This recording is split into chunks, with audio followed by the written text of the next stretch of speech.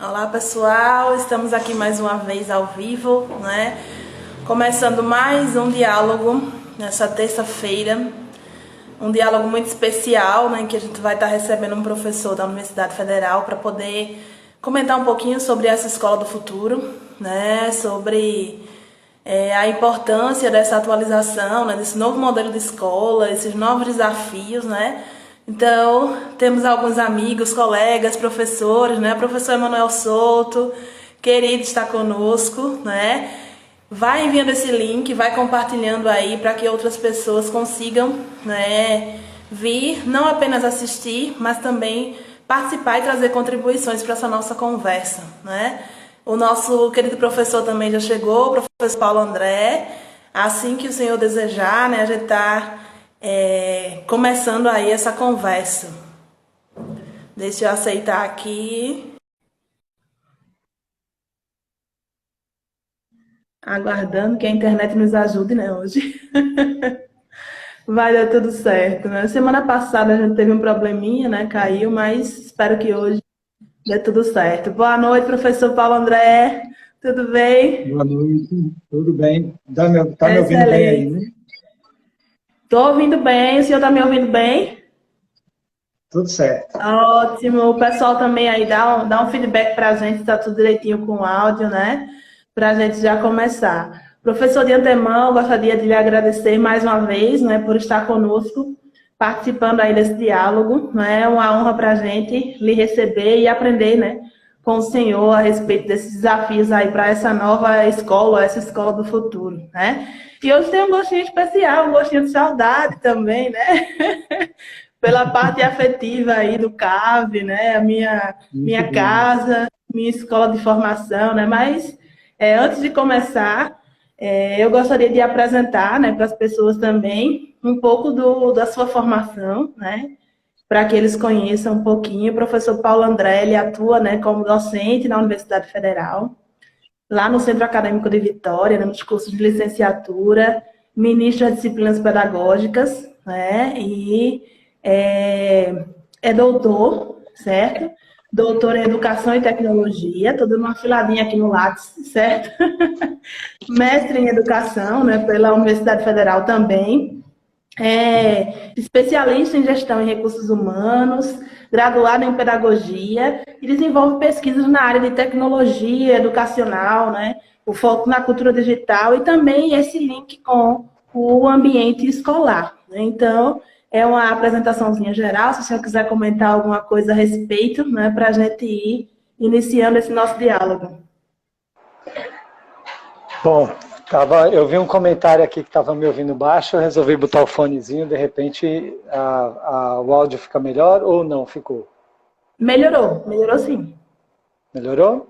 Ótimo. Pronto, quem estava, eu nem vi quem foi, eu só li. Eu nem vi quem foi que comentou, eu só li, uau, Deixa eu ver professor, se não estou apareceu ouvindo. para mim aqui.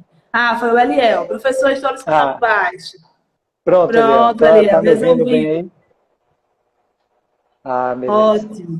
tá bom. Bem-vindos, né, a todos e a É isso que já todas. falou aí. Massa. Tô vendo só quem está chegando aqui. É isso, Sueli. Eu agradeço o convite. Né? Acho que é massa esses momentos. Eu estava na minha cabeça assim, falei, cara, eu estava com saudade dos meus alunos, querendo fazer um monte de coisa com eles. Aí quando eu vi que inundaram a internet de lives, eu falei assim, não vou fazer não.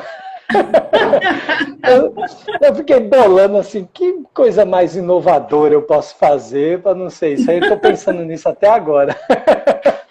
O que é fora live.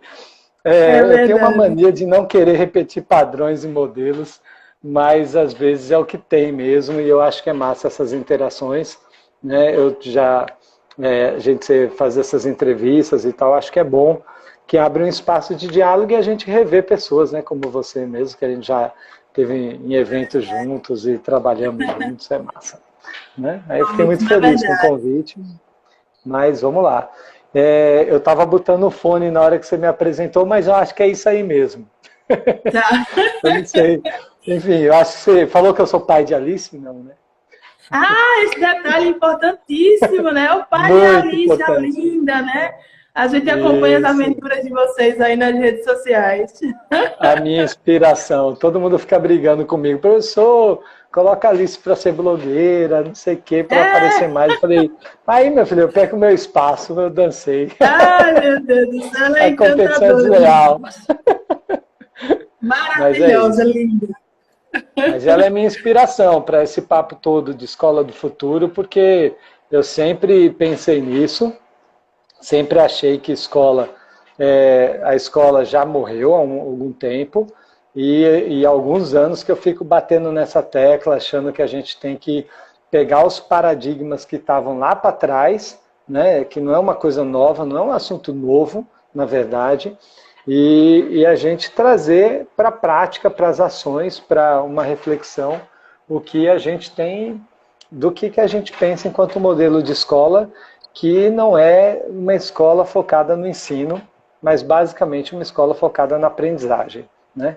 Inclusive o nome é meio esquisito, instituição de ensino. Eu não gosto, eu acho que a instituição tem que ser de aprendizagem, porque a maioria da parte da galera que está lá são de estudantes, são de alunos que querem aprender, e não de professores que querem ensinar. Então, a gente tem que pensar na instituição, um nome que combine mais com ela, né? Então, a disruptura para mim já começa um pouco por aí, já mudar o nome da instituição, né? Em vez de ser chamado de instituição de ensino, chamar de instituições de aprendizagem. Eu acho que combina mais com o que a gente está querendo propor a nível de ações para esse século, né? Para o que a gente está pensando em educação do futuro, que agora já é, né? Mas enfim, É não sei como verdade, é que você é vai verdade. conduzir isso. Esse futuro já chegou, né? E eu acho que o grande Já. desafio para a gente, enquanto profissionais, é exatamente causar essa transformação, essa ruptura que o senhor coloca muito bem, né? Para Isso. que essa identidade da escola ela seja transformada, né? E, consequentemente, os resultados que são obtidos nesse espaço formativo, né? E aí o senhor já começou a falar, eu já comecei a aprender, né? E eu vou colocando aí algumas questões, né? Mas deixo aberto, tá, gente?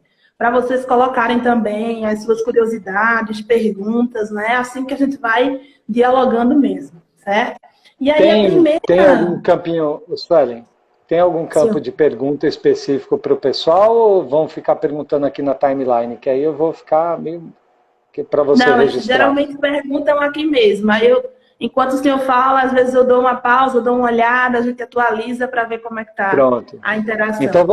você vê essa parte aí, né? Porque se eu for ver tudo aqui, lendo, eu vou ficar Tá meio certo. confuso. Trilei, Tá tá bom, não bom? se preocupe Então não, que eu vou olhando. a galera que está me ouvindo aí já sabe que eu não vou conseguir ler e falar, tá, gente? Eu tenho essas limitações A gente tenta aqui ser humanas. multifuncional, às vezes se perde um pouquinho, mas recomeça. Mas a gente vai Então, desenrolando aqui. O que der para é ver, eu verdade. vejo. Não der, eu não vou Vamos lá. pausar aqui, não, porque eu vou acabar botando o dedo aqui na frente da câmera.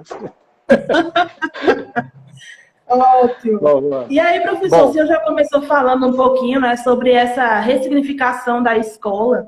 E a minha primeira pergunta, ela vai justamente nessa linha e dialoga com esse tema, né? O grande tema que a gente colocou para essa live de hoje. Que papo é esse de escola de futuro, escola do futuro, né? Então, há de fato o surgimento e a consolidação dessa escola em nossos dias. E qual o papel dessa nova escola, né? Se é que a gente pode chamar assim. veja, esses dias é como eu já comecei a conversa um pouquinho atrás, né?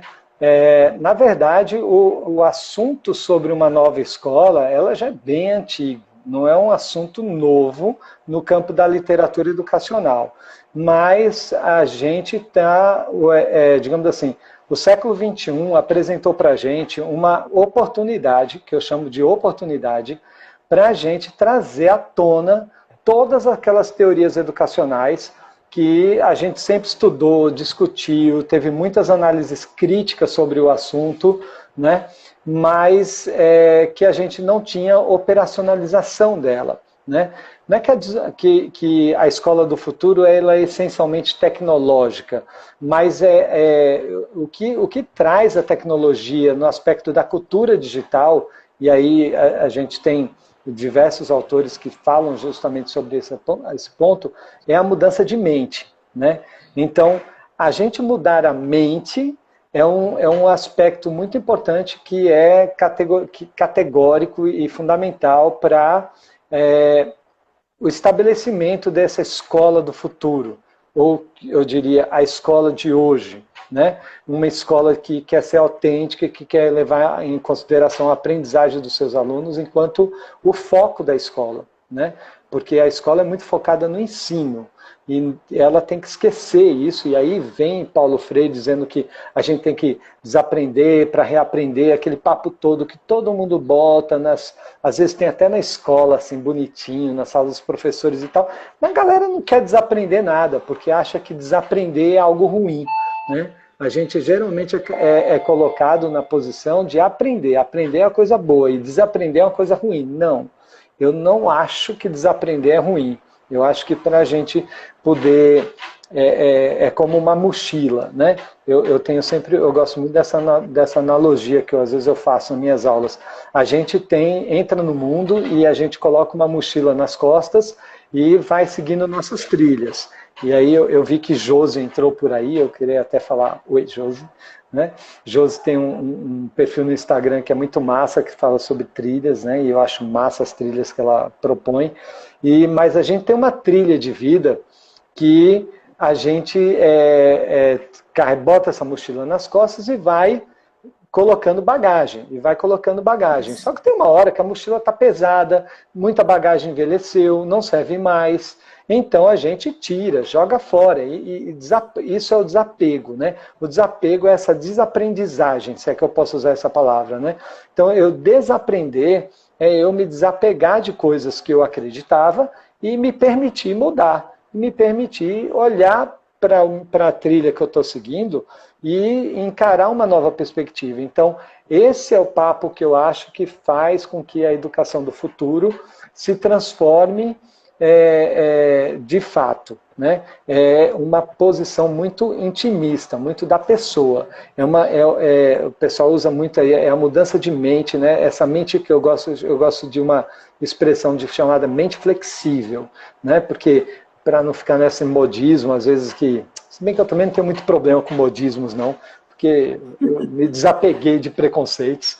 Eu tinha muito preconceito com alguns termos, assim, que a galera fica falando e tal, não sei o quê. Eu tinha também, mas resolvi me desapegar desses preconceitos e deixar eles um pouco de lado e ver que tudo tem coisas boas e coisas ruins. Então, o pessoal chama de mindset, mudança de mente, e tal, é uma palavrinha aqui muito batida e tal hoje em dia, mas é isso mesmo, é essa mente flexível, essa capacidade da gente de refletir e de ser flexível ao ponto de falar, não, o que eu estou fazendo não tem uma pegada muito legal, meus alunos não estão muito felizes, né? Ninguém pensa assim, meus alunos não estão aprendendo. A gente geralmente na escola a gente fala, meus alunos estão aprendendo. Ninguém pergunta se os alunos estão felizes. Então eu comecei a me perguntar se meus alunos estão felizes. Essa é uma pergunta que eu quero fazer. Então às vezes minha aula tem um esforço igúmeno, assim, enorme, para poder trazer felicidade para a aula, né? Nem todas as minhas aulas são muito legais, muito divertidas, eu também não tenho uma pegada humorística muito forte, mas eu tenho uma sensibilidade pelo humano que está ali do outro lado, né? E que são a maioria, eu sou a minoria na sala de aula. Então, olhar o espaço que a gente está trabalhando, dentro da perspectiva humana de verdade, eu acho que é um atributo para esse século, para a gente começar a dizer que estamos na escola do futuro. Né? Então, eu acho que isso depende muito da pessoa, né? Não só do professor, óbvio, ele é pivô, ele é pioneiro, porque ele tem uma historicidade que coloca nele a atribuição do papel principal dentro da sala de aula. Isso é histórico, mas isso não é real, isso não deve ser verdadeiro, porque o papel principal da sala de aula sempre deve ser os alunos, né, os estudantes que ali estão. E E todo mundo, claro, tem seu papel, todo mundo tem suas estratégias, todo mundo tem seus cenários, suas dificuldades, suas ansiedades, né? E essa relação humana que se estabelece naquele espaço, com tecnologia ou sem tecnologia, ela é fundamental para a gente entender os novos papéis. Né? Então, e que não são papéis novos. Piaget já falava disso, Vygotsky já falava disso, Vallon já falava disso. Então, no campo da psicologia cognitiva, você vê muita gente trazendo teorias sobre esses assuntos e a gente não dava muita vazão. Então, a gente tem que dar vazão para a prática. Eu acho que isso que foi uma mudança na minha perspectiva do que é escola do futuro. Né? E esse é um ponto. Né? Então, um ponto que eu acho que é fundamental, se a galera quiser falar alguma coisa assim, mas a questão... Caiu? Entendo? Tá bem? Reconectou um pouquinho. Pronto, desconectou, mas acho que voltou. Voltou.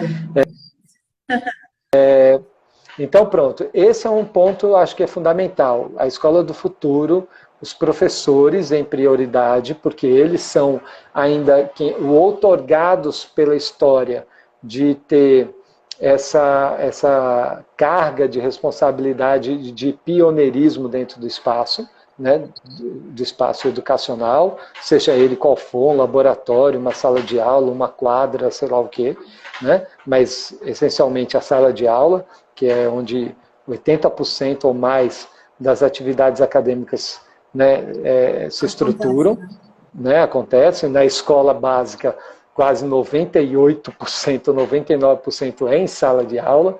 Então, com raríssimas idas a laboratórios, se a escola tiver essa perspectiva, essa possibilidade, né?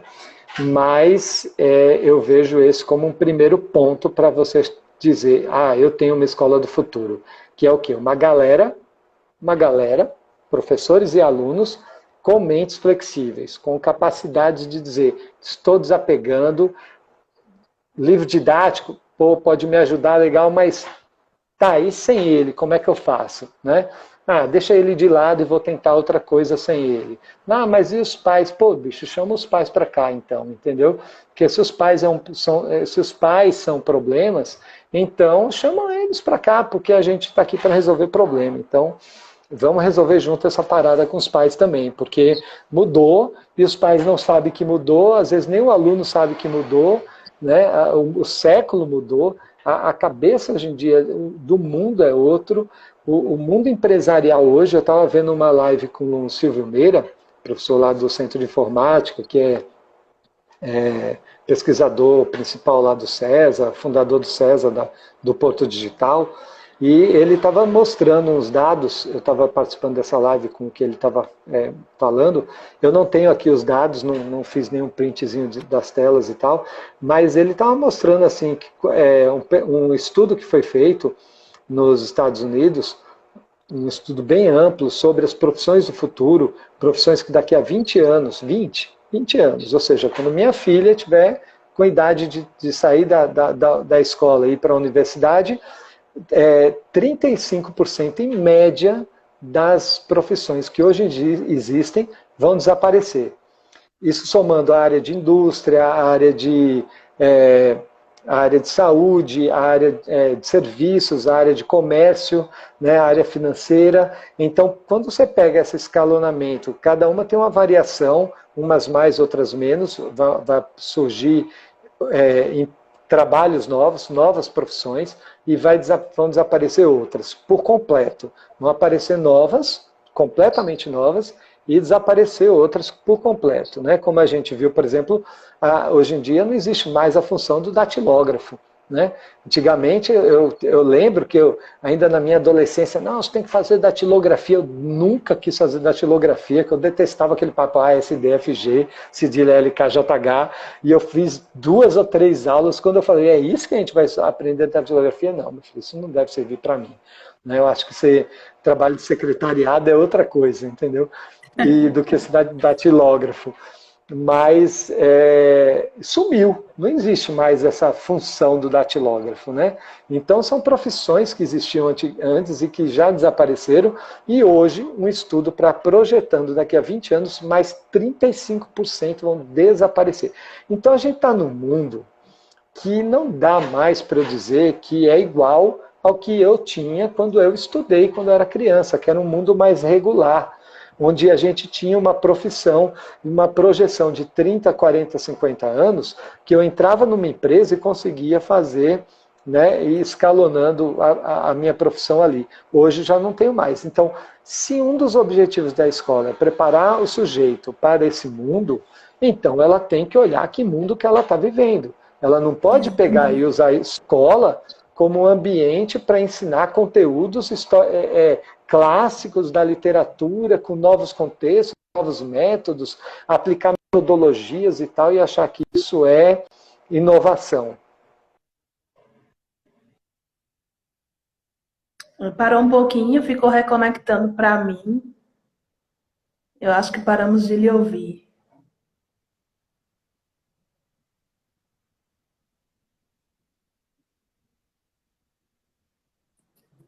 Vamos ver. Não sei se o problema é a minha internet ou a internet do professor. Pessoal, se vocês estiverem vendo aí, comenta se paralisou para vocês também, né? Para a gente tentar organizar aqui. Ficou reconectando um pouquinho, professor. Eu não sei onde é que acho que foi a parou. minha internet, né? Eu não sei onde é que parou. Eu estava vendo as perguntas aqui a sua tela. Enquanto o senhor falava, eu fui anotando algumas perguntas que foram surgindo das pessoas, né, dos nossos colegas. Vamos lá que eu quero falar com a galera. E também fui anotando alguns conceitos chaves, né, que o senhor traz aí. Por exemplo, essa questão do desaprender, né, e do desapego. É uma reformulação da identidade. Voltou. Pronto, perfeito. Voltou. Perfeito. Valeu, gente. Obrigada aí pelo retorno, tá? Com relação a... Eita, paramos novamente.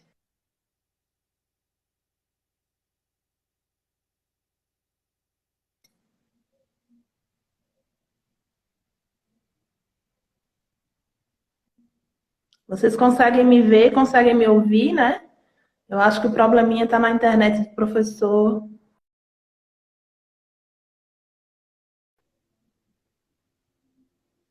Eita, caiu de vez agora. Vamos aguardar, né? Enquanto ele tenta novamente solicitar a participação aí. Eu já registrei algumas perguntas, né, do Gama Chico, certo? Muito, o Chico Gama, né? Não sei. Registrei aqui para a gente trazer e falar um pouco desses conceitos centrais que ele já apontou. Sim, professor, por gentileza, solicite novamente a participação, tá bom? Para a gente recomeçar. Manda um abraço para todo mundo, né, gente, que está aí conosco, muito bem. Vão mandando as perguntas, certo? Tá gostoso demais esse papo, né? Aprendendo muito com o professor, né? E vamos colocando as nossas dúvidas e inquietações também nesse grande desafio aí, que é pensar essa nova escola.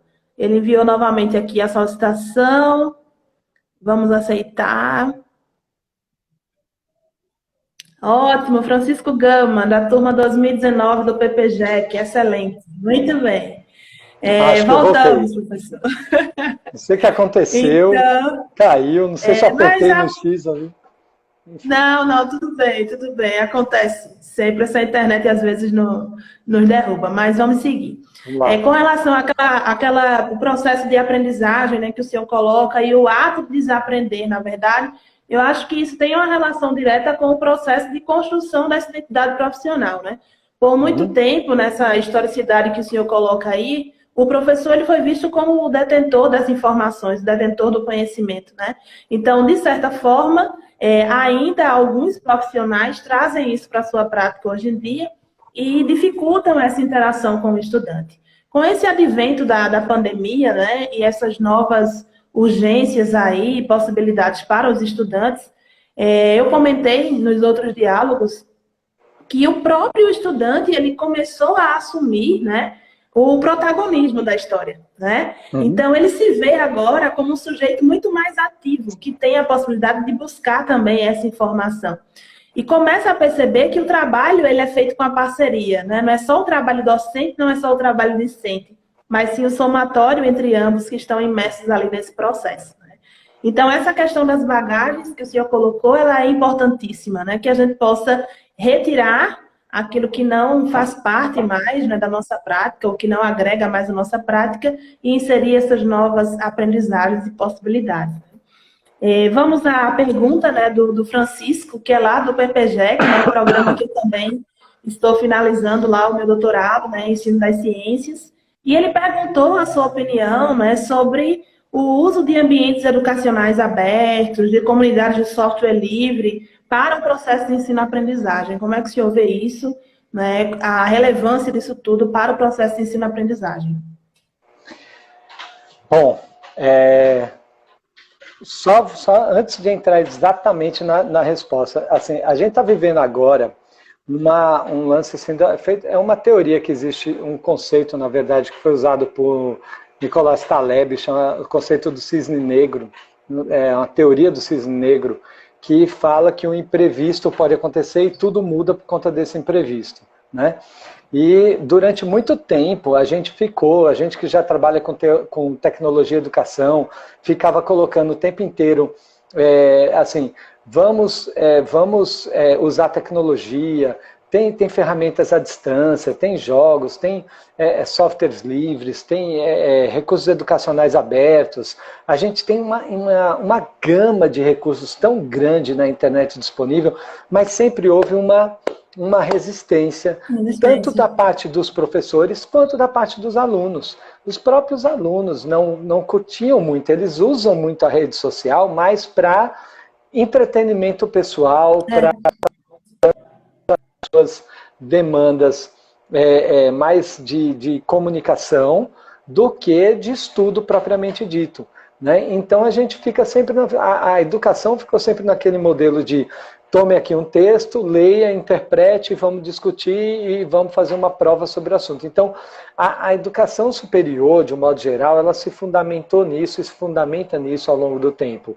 E agora a gente foi jogado, de repente, né, num novo cenário onde as pessoas estão procurando, e eu vejo que as lives que às vezes eu estou participando, muita gente assim, participando e vendo e tal, não sei o quê, e a galera não está consumindo tecnologia de outra forma, né? Assistindo shows online, vendo lives de professores, de orientadores, economistas e tal. Então, tem uma realidade outra que traz isso agora à tona e lança as pessoas a pelo menos, espero, a uma nova reflexão do que é esse mundo de tecnologia digital e virtual para as nossas vidas, né? Então, a gente precisa entender isso. E os recursos educacionais abertos, que são softwares livres, na sua maioria, né? Eles é um repositório que existe há muito tempo, então não é uma coisa nova, né? Como eu disse, a nível de tecnologia, que é ofertado para dentro das escolas, para dentro das instituições de ensino.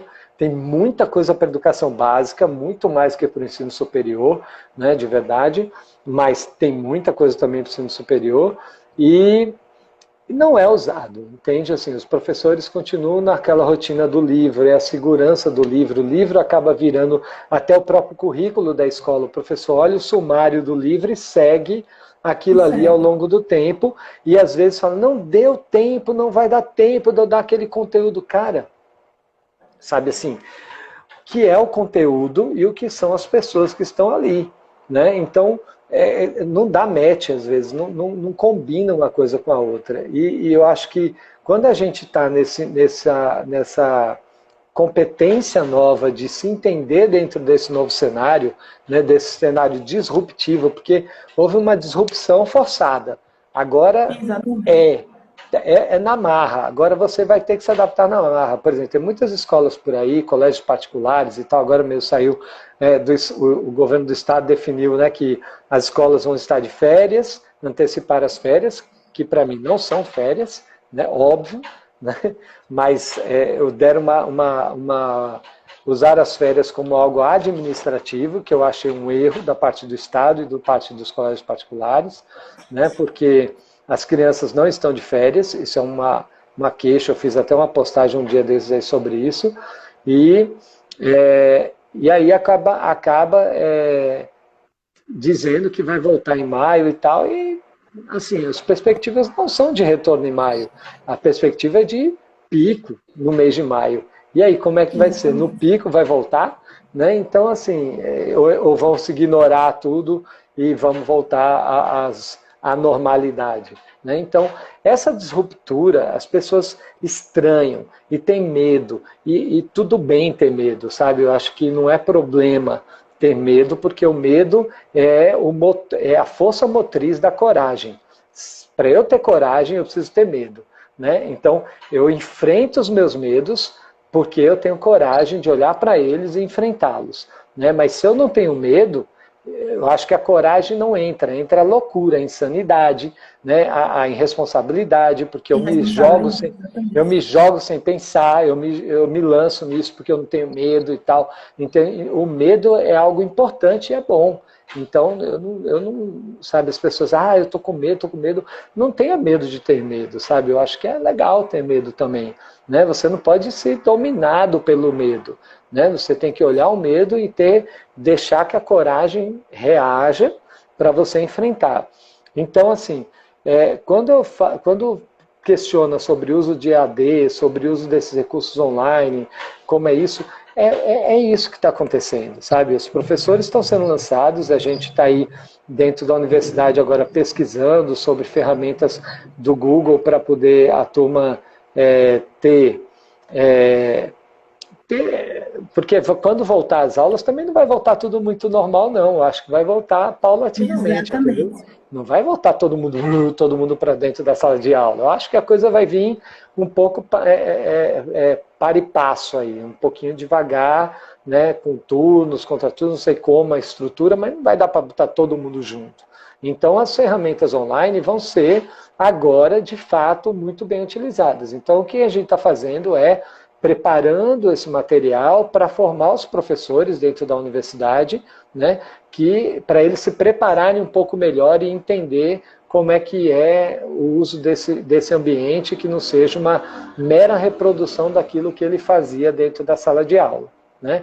Ficar falando, e os alunos escutando. Então, como é esse processo interativo? O que é que se faz? Como faz? Né? Então, a gente está preparando algumas coisas aí para já lançar essa formação aos professores da UFPE. Né? Então, é um dos trabalhos que eu estou envolvido nesse momento agora de pandemia. Mas não é fácil. E para a educação básica, eu sou veementemente contra, tá certo? Eu acho que as crianças, muito mais do que ficar com interações online, elas precisam de contato. Elas precisam daquela bagunça de falar, toca a hora do recreio, vou correr! Sai todo mundo desesperado. Isso é muito mais legal na escola. Isso é o que tem de mais legal na escola, essa loucura toda, são as bagunças, as brincadeiras, os olhares e tal. Isso faz com que eles aprendam e se desenvolvam enquanto sujeitos sociais, não o conteúdo em si. Né? E esse afastamento que a tela nos dá, ele não é igual, certo? Ele aproxima de certa forma, mas nunca da mesma forma. Né? Então, isso é um fato. Isso não tem, eu acho que não é nem assim, eu estou defendendo uma tese. Isso é uma realidade. A gente está próximo, mas não está próximo. Né? A gente está em contato, a gente está interagindo, tem pessoal conversando aqui e tal, mas não é igual, nunca vai ser. Por isso que eu sempre falo, a gente que trabalha muito com EAD, com pesquisas e tal, a gente trabalha com a ideia do blended learning, que é essa combinação entre o presencial e o à distância. Pegar o melhor dos dois universos e combinar. Combinar, fazer uma mesclagem gostosa e apetitosa, e leve, suave e divertida. Né? Eu acho que isso que é o grande desafio do século atual. Eu comentei aqui no diálogo da semana passada, né, que os estudantes até perguntaram aqui e outros espaços de WhatsApp que a gente utiliza. Professor, e depois que tudo isso acabar, a gente vai continuar usando a tecnologia, né? Vai continuar utilizando essas ferramentas, né? Espero que sim. Então, ele também, né, se coloca nessa postura de questionar práticas docentes, né, e se sente cada vez mais à vontade para utilizar a ferramenta em prol da aprendizagem, né? Quando o senhor comentou sobre as resistências, né, que existem tanto da parte dos estudantes quanto dos professores, na prática a gente realmente sente isso, né? E eu falei para eles que, na realidade, agora está muito claro de que existe a parceria, né? De que esse fortalecimento de querer fazer, né, eles aceitarem o uso de outras estratégias, e o professor também se disponibilizar, né? É a receita, é o somatório para que a gente consiga alcançar aí outros tipos de formações e outros tipos de aprendizagem. Essa Perfeito. fala que o senhor traz também, né? Da hora do intervalo e das relações, né? Me fez lembrar também outro comentário que eles já fizeram comigo e eu já destaquei em outros diálogos sobre a saudade da escola, né? E aí eles dizem, professora, eu não sabia que eu ia sentir tanta falta da escola. Mas, na realidade, né, eles sentem falta também desses laços afetivos, Claro. né, da presença, daquela conversa, né, dos segredos que são partilhados e da alegria de estar ali encontrando os amigos, né, no dia a dia. Daqui a pouquinho a gente contempla essa pergunta que Vili colocou aí, eu já registrei, certo? Mas antes eu queria, professor, lhe perguntar, né, o senhor pincelou aí a respeito da formação voltada para a universidade, né, e a formação continuada de professores também. E aí eu queria que o senhor contemplasse um pouquinho a visão, né, a respeito dos principais desafios que a gente encontra, tanto na perspectiva da formação inicial, quanto da formação continuada, para que esses profissionais, né, eles comecem a reconstruir as suas identidades. Então, no campo da formação inicial, né, no ensino superior, a gente tem especificidades e na prática docente, na formação continuada, a gente tem especificidades. Então, como é que, enquanto profissionais de educação, a gente pode pensar, né, estratégias para que esses dois tipos de profissionais eles consigam, né, ser cada vez mais formados nessa perspectiva do novo, né? Na perspectiva de uma nova escola, de uma escola do futuro e de novas demandas formativas relacionadas a essa prática docente. Formação sempre foi um gargalo e dentro da ótica da formação dos professores, né? Sempre é um gargalo. Por quê? Porque um docente, ele a gente muito próxima entre a canseira da formação, porque se cansa, não é algo suave, porque quando a gente fala em formação, vem logo todo aquele modelo que a gente teve na graduação. Leitura, reflexão, avaliação, focada no conteúdo, nada relacional, nada emotivo, nada amável, suave, entendeu? Então, isso já para mim, é o primeiro ponto que precisa ter quebra, né? Eu acho que as formações, elas precisam ser em loco, ser formação em processo, e não formação pontual, agora, pum, tem que ter. Essas vão ter, sempre vão ter, eu acho que não vão morrer, né? Mas a busca pela formação tem que ser algo do sujeito. Eu acho que eu preciso me formar, eu preciso me informar mais e me formar enquanto sujeito, enquanto docente.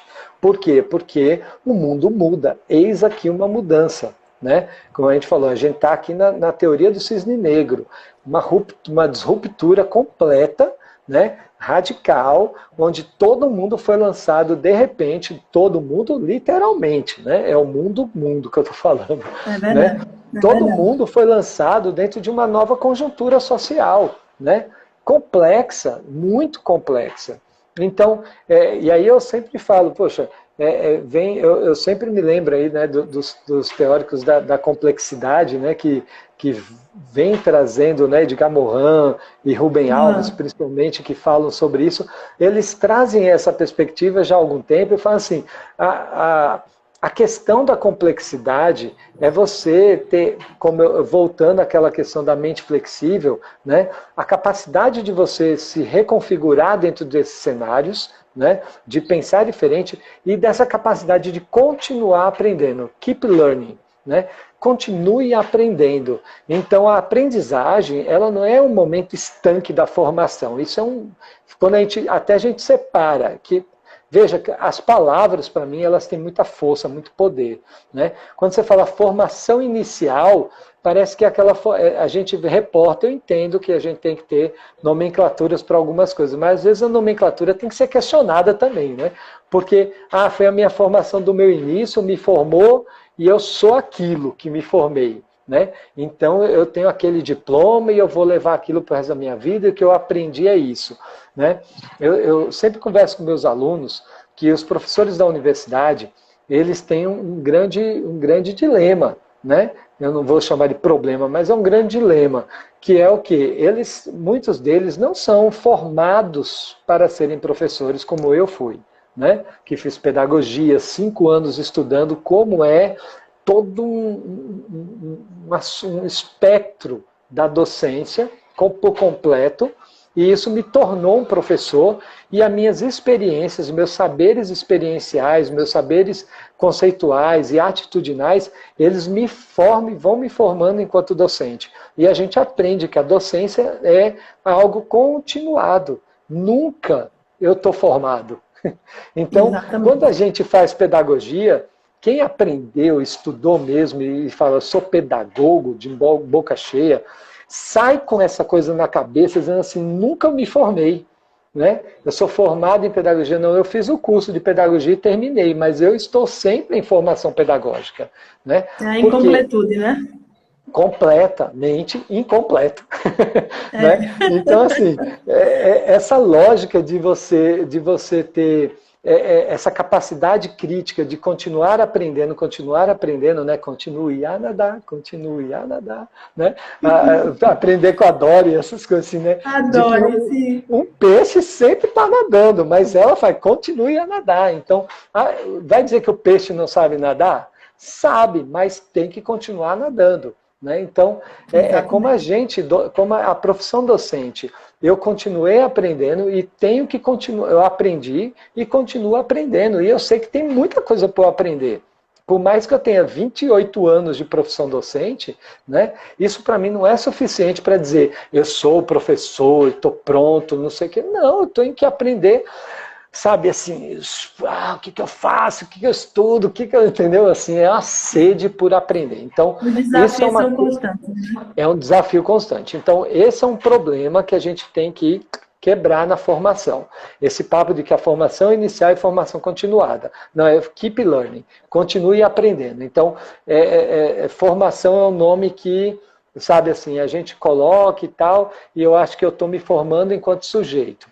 Eu acho que eu me formo enquanto sujeito e não me formo enquanto conceitos estabelecidos disso ou daquilo.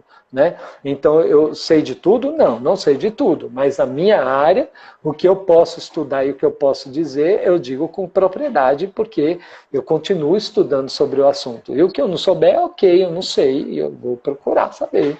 Né? E tudo bem. Tá? Tudo bem, né?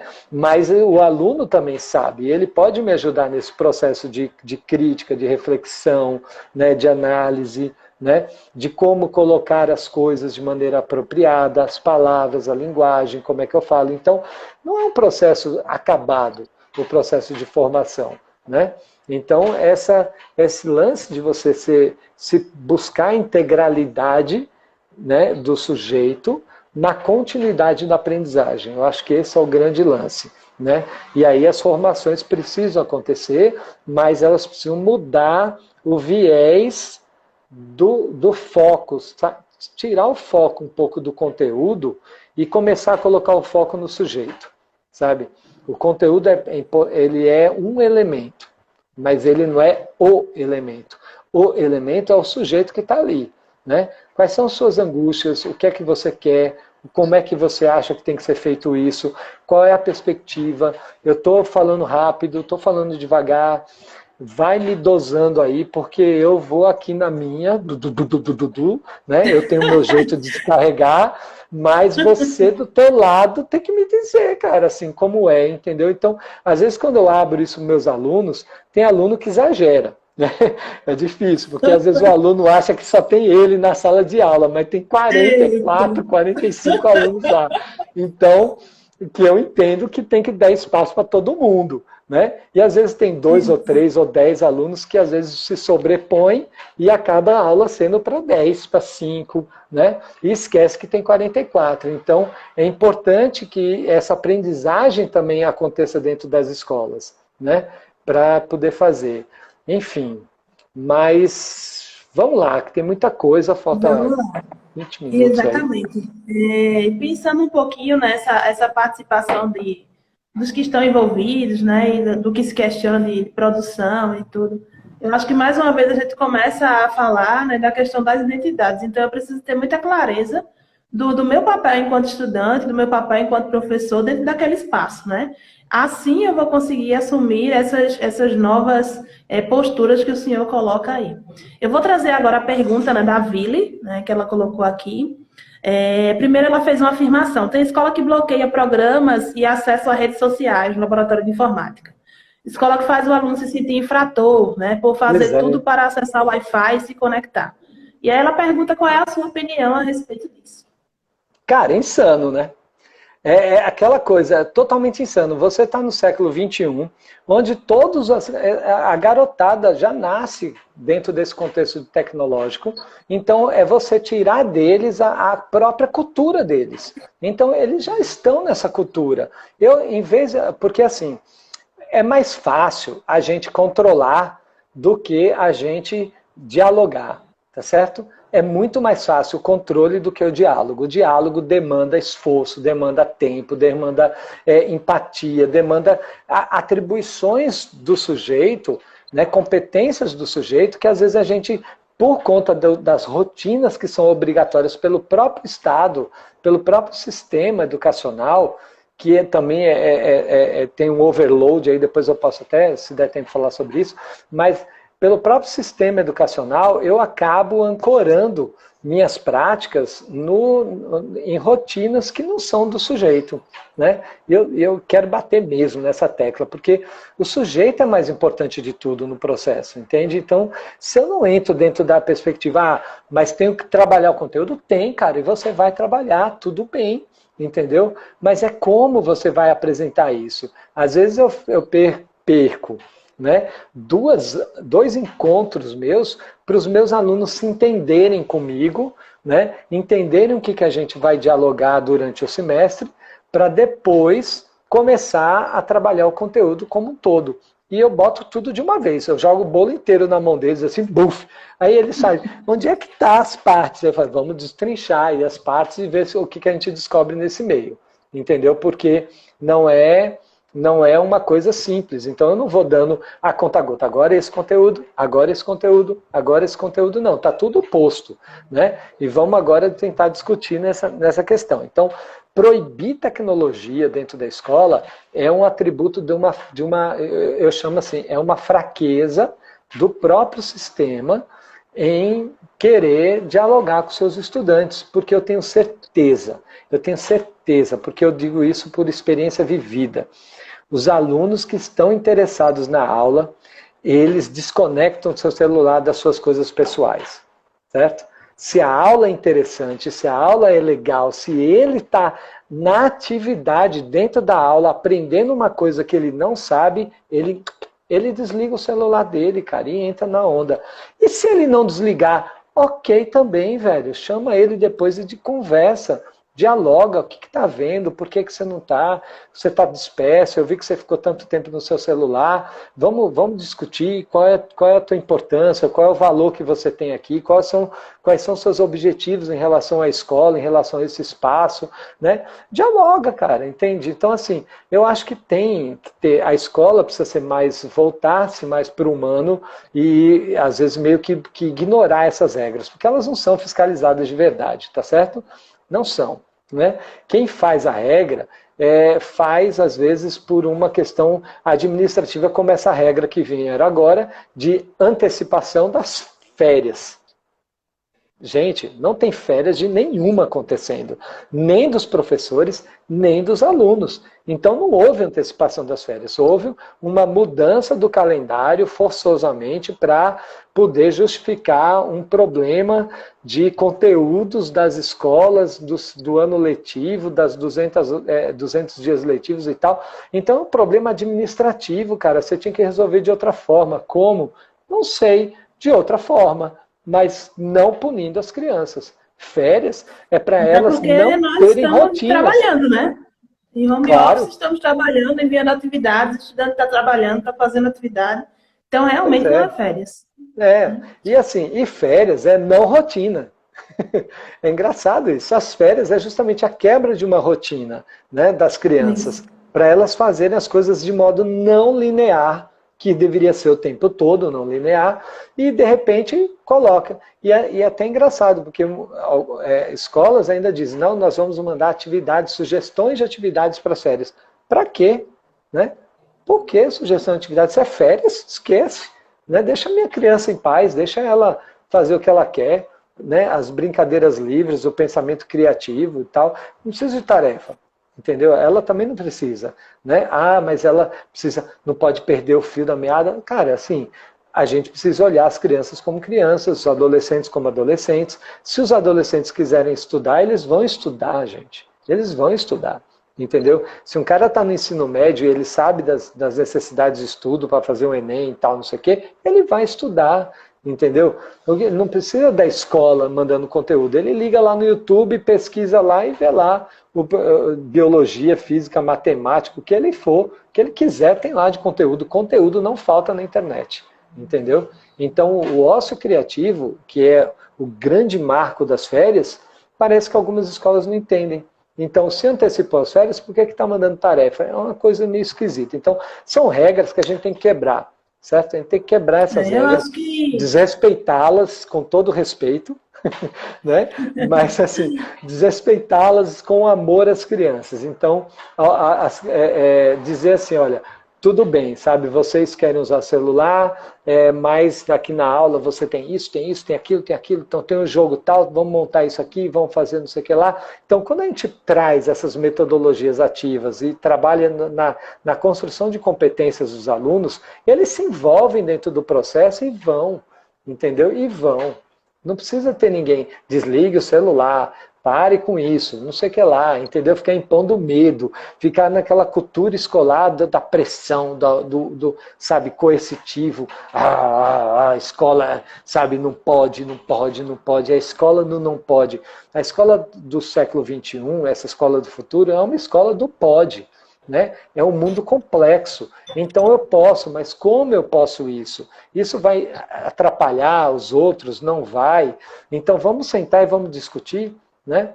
Então a gente tem uma escola do futuro que foi inaugurada em 1972, que é a Escola da Ponte, lá em Portugal. Né? É uma escola do futuro, mas que já está inaugurada na década de 70. Né? Então, assim, como é que pode uma escola funcionar daquele jeito? Né? E a gente está falando de escola do futuro, ela já existe. Né? O que ela fez? Olhou o humano como humano. Né? E é difícil? É. Ninguém está dizendo aqui que isso é fácil. Né? É claro que isso é difícil. Né? A disruptura é algo difícil, é o que a gente está vivendo hoje. É fácil? Não, não é fácil. Né? Mas a gente tem que ter cabeça fria, deixar a imaginação correr e usar a criatividade, sobretudo, para resolver problema, para não dar soluções, porque, por exemplo, solucionar esse novo universo que a gente tem hoje, não existe uma solução padrão. Então, as soluções são criativas, porque elas fogem do padrão.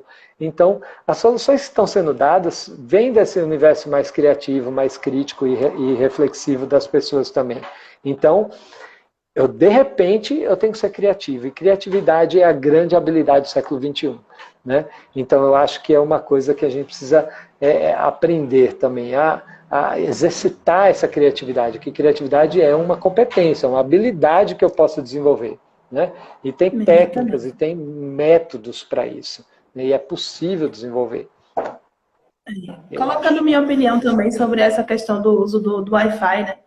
Eu acho que mais uma vez a gente volta para a questão da clareza, né?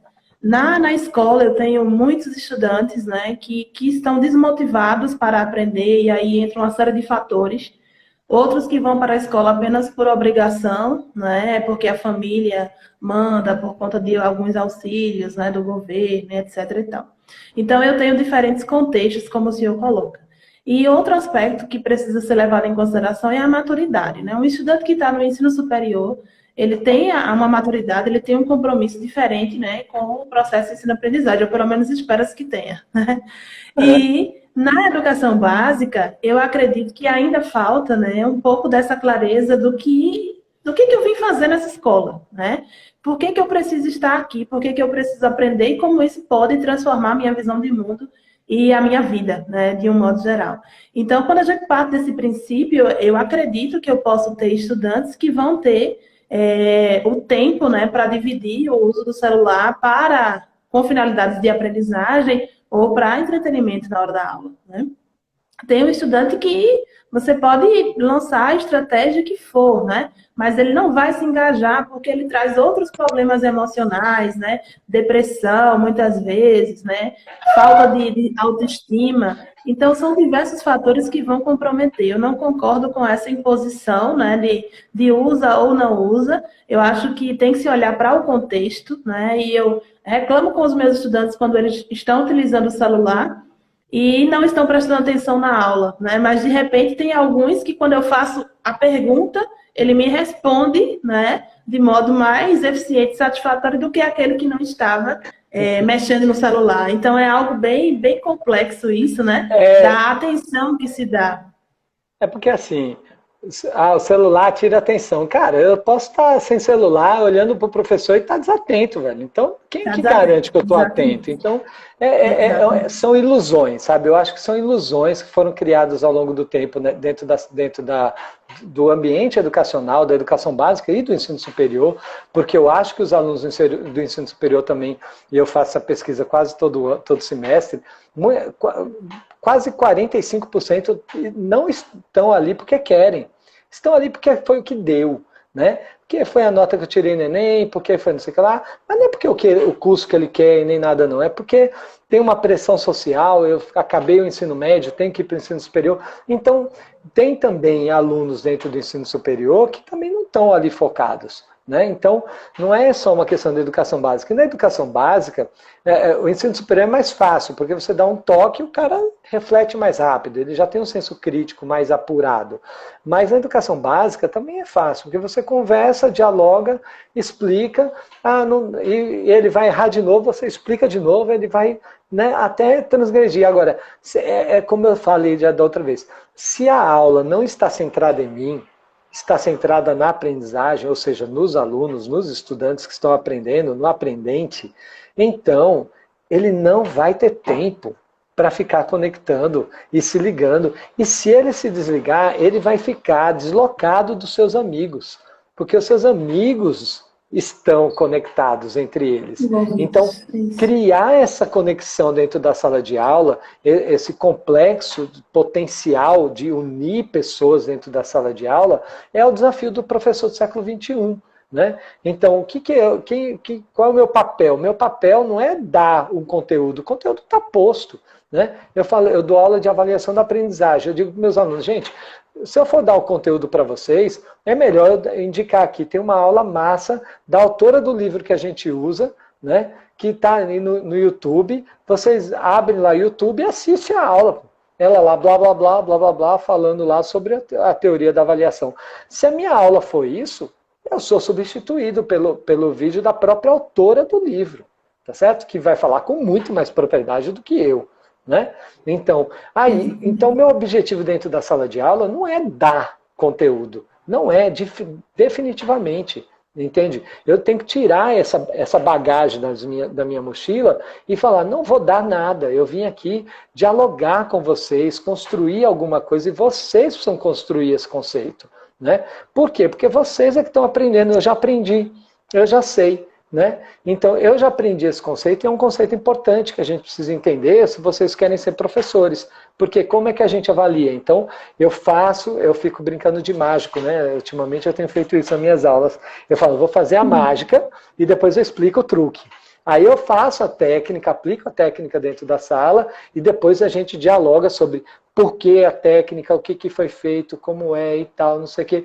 Então, essas experiências de aprendizagem que acontece dentro da sala de aula, e aí o meu livro fala justamente sobre isso, né? Que é design de experiências de aprendizagem. Como é que eu desenho essas experiências dentro da sala de aula, né? E criar o ambiente melhor também para da Professor, própria interrompendo. estrutura. A gente está com a contagem regressiva aqui e vai cair Eita, a nossa conexão. então vamos Aí a dar gente tchau. volta para poder fechar. Não, a Ah, gente é? volta. Ah, então O tá bom. Instagram vai fechar, mas a gente volta para o senhor fechar, divulgar os livros e eu lhe agradecer. Tá Ah, bom? tá bom. Tá bom. Rapidinho. Ele está na É isso. contagem regressiva aqui dos 9, 8, 7. Dá, Desculpe né, ter Eliel, para falar interrompido, das mas é porque experiências, né? senão